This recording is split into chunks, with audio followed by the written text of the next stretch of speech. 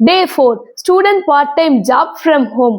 ஒரு ஸ்டூடெண்ட்டாக இருந்துகிட்டே ஸ்டடீஸ் எல்லாம் டிஸ்டர்ப் ஆகாமல் மணி ஏர்ன் பண்ண முடியுமா? ஹாய் ஃப்ரெண்ட்ஸ், வெல்கம் டு ஒர்க்னெஸ் Tamil. Notes creator, question paper solver, simple language conversation, இந்த மாதிரி எக்கச்சக்கமான ஜாப்ஸ் இருக்குங்க. நோட்ஸ் கிரியேட்டர்னா பெருசாக ஒன்றும் இல்லைங்க.